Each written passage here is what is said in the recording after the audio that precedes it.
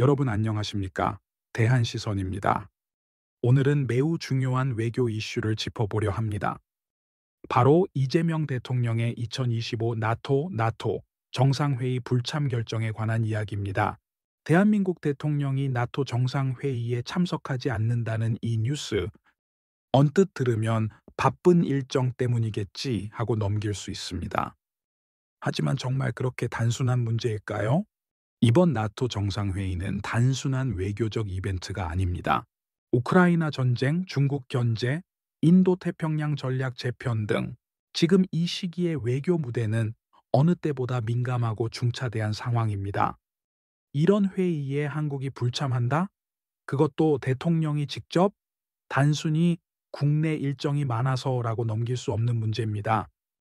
국민의힘은 이를 두고 외교 고립 자초, 친중 노선 신호라는 강한 우려를 표했습니다. 특히 박서현 원내대변인은 자유 진영에서 한국만 빠질 경우 국제사회 신뢰를 잃을 수 있다고 경고했습니다.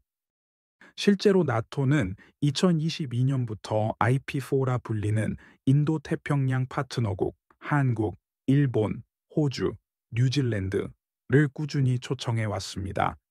그런데 IP4 가운데 한국만 불참? 이건 단순한 외교적 우연이 아닙니다. 이재명 대통령의 외교 기조는 취임 초기부터 논란이 많았습니다. 균형 외교, 실용 외교를 강조했지만 그 실제 방향은 전통적 동맹보다는 중국과 러시아의 유화적인 태도로 흐르고 있다는 지적이 많았습니다. 이번 나토 회의 불참은 그 흐름을 다시 한번 확인시켜주는 사건입니다. 대통령실은 국내 현안과 중동 정세 등을 고려했다며 불참 이유를 밝혔습니다. 하지만 이 설명이 충분하지 않다는 비판이 정치권과 외교 전문가들 사이에서 이어지고 있습니다.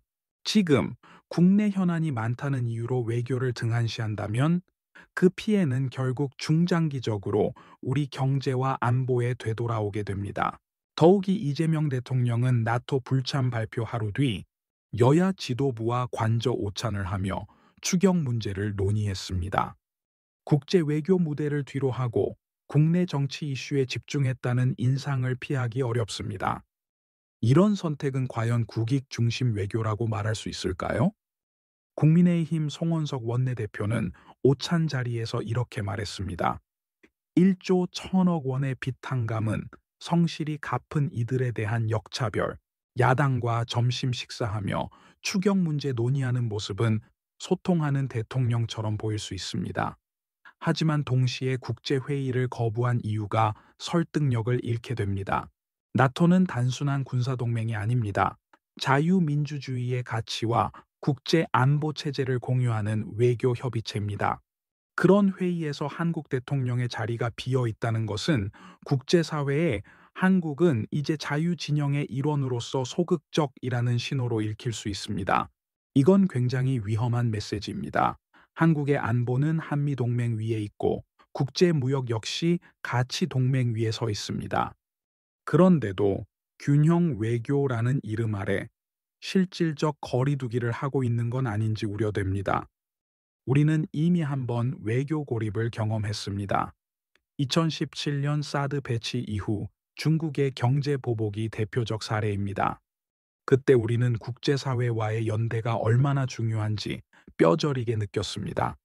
그런데도 지금 세계가 다시 양자구도로 재편되는 시점에서 우리가 균형만을 외친다면 어느 쪽에서도 신뢰받지 못하는 결과를 낳을 수 있습니다.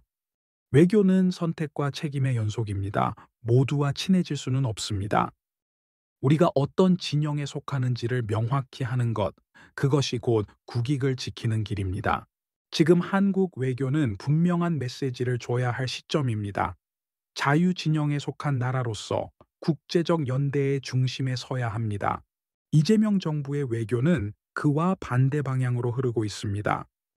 그 결과 우리는 일본보다 먼저 초청받은 자리에서 빠지고 대만보다 더 조심스러운 태도를 보이며 중국과 러시아의 눈치를 본다는 인식을 키워가고 있습니다.